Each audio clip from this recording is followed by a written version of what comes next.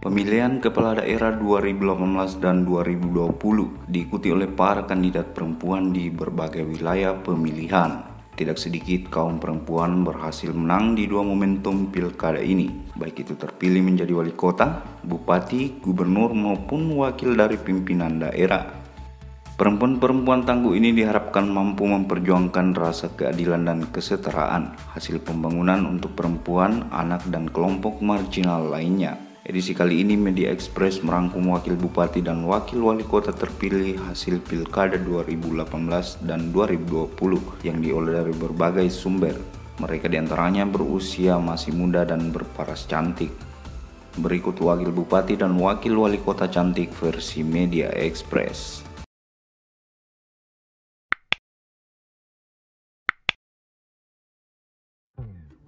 Atika Asmi Utami Nasution.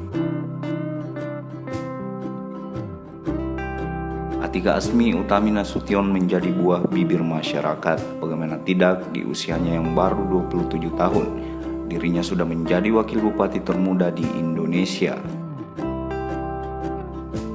Atika terpilih menjadi wakil bupati termuda di Indonesia di Kabupaten Mandalin Natal, Provinsi Sumatera Utara, setelah memenangkan Pilkada Mandalin Natal tahun 2020 lalu.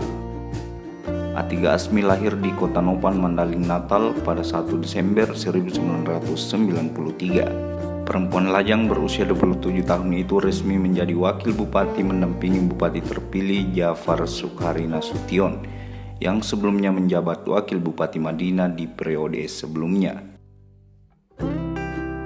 Atika merupakan lulusan Master of Finance dari University of New South Wales, Australia pada tahun 2017 lalu. Niatan ingin memperbaiki kampung halamannya dari keterpurukan pembangunan dan ingin memberikan wadah kreativitas anak muda di Madinah. Atika memilih jalur politik untuk mewujudkan harapan tersebut. Atika Asmi Utami Nasution mendapat 2 rekor dari Museum Rekor Dunia Indonesia atau MURI. Atika mendapatkan rekor tersebut sebagai perempuan termuda dan perempuan lajang pertama yang menjadi wakil bupati. Atika mengatakan rekor yang didapatnya menjadi motivasi untuk membangun Madinah. Menurutnya rekor ini tidak akan berarti jika tidak diimbangi dengan kinerja yang baik. Atika mengatakan saat ini dia bersama bupati sedang fokus mempersiapkan program untuk masuk ke perubahan anggaran pendapatan dan belanja daerah. Selain itu, Atika mengatakan pihaknya sedang membenahi birokrasi di Mandailing Natal.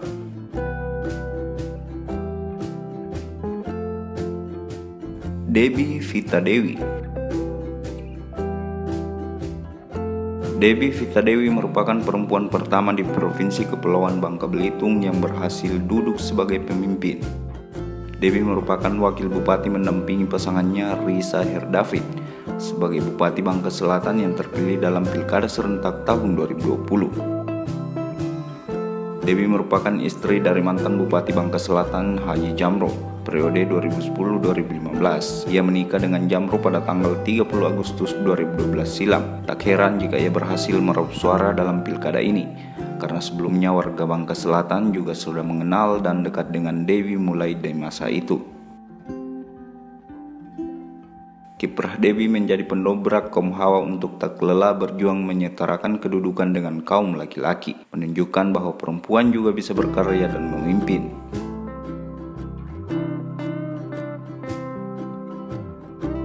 Perempuan kelahiran 13 Agustus 1982 ini menyebutkan akan berbagi tugas sesuai porsinya dengan bupati, sehingga nantinya 4 program yang menjadi unggulan selama kampanye bisa terwujud dan direalisasikan untuk kemajuan Kabupaten Bangka Selatan.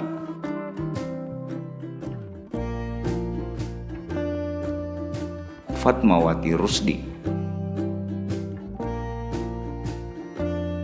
Fatmawati Rusdi merupakan wakil wali kota Makassar periode 2021-2024 yang mendampingi wali kota Makassar Muhammad Ramdan Pomanto.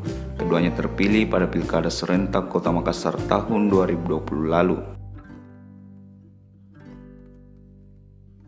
Fatmawati Rusdi lahir di Parepare pada tanggal 9 Mei 1980 dan menempuh pendidikan tinggi di Universitas Jayabaya Bogor. Fatma merupakan istri dari Rusdi Masse, yang tidak lain adalah mantan Bupati Sidrap tahun 2008 yang kini duduk di kursi anggota DPR RI periode 2019-2024. Fatma pernah menjadi anggota DPR RI periode 2014-2019 dari Partai Persatuan Pembangunan, mewakili Dapil Sulawesi Selatan 3 yang bertugas di Komisi 5. Tak hanya itu, ia juga merupakan sosok pengusaha kapal kargo serta mengambil peran sebagai Direktur PT Banyumas Jaya Mandiri.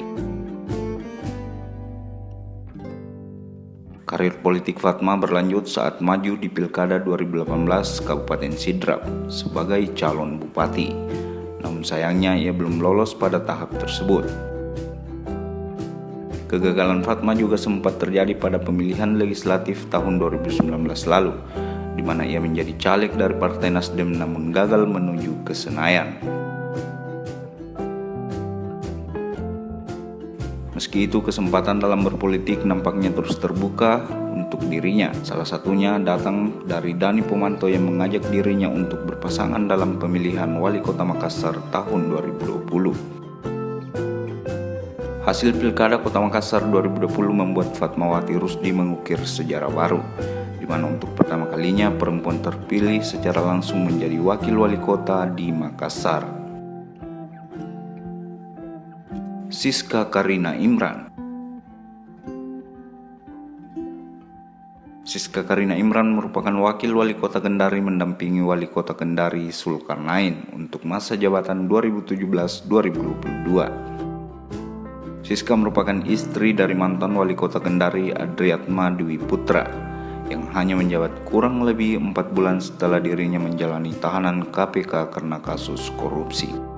Selanjutnya, wakil wali kota Kendari saat itu Zulkarnain Kadir dilantik Mendagri melalui Gubernur Sulawesi Tenggara Ali Masih menjadi wali kota Kendari definitif pada tanggal 22 Januari 2019 lalu, sehingga jabatan wakil wali kota kosong selama dari 1 tahun.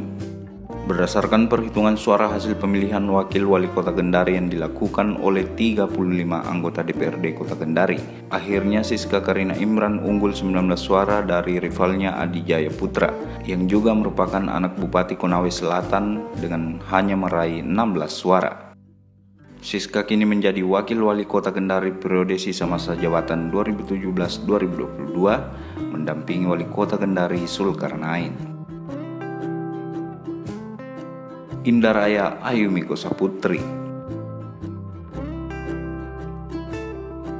Indaraya merupakan wakil wali kota Madiun mendampingi wali kota Madiun Maidi setelah memenangkan Pilkada Kota Madiun pada tahun 2018 lalu. Indaraya lahir di Madiun pada tanggal 3 Desember 1981. Ia menyelesaikan pendidikan sarjananya di Universitas Trisakti Jakarta pada tahun 2005. Lulus dari Trisakti, ia melanjutkan ke University of Wollongong, Sydney, Australia hingga tahun 2007 silam. Sebelum menjadi wakil wali kota, Indayani adalah seorang pengusaha dan dosen di sebuah perguruan tinggi. Di masa pandemi menyerang Indonesia, Indah sempat viral gegara aksinya yang bersedia berkorban dan menyerahkan gajinya 22 juta rupiah per bulan demi kebutuhan rakyat di tengah pandemi. Ia mengatakan akan membantu warganya sekuat mungkin hingga batas waktu yang tak ditentukan. Diketahui Indah sudah melakukan aksinya sejak PPKM Mikro diterapkan. Tak hanya itu, Indaraya juga membantu pelaku UMKM bangkit pada masa pandemi COVID-19. Melalui Instagramnya, orang nomor 2 di kota Madiun itu memberikan fasilitas endorsement gratis bagi semua UMKM yang ingin mempromosikan produknya.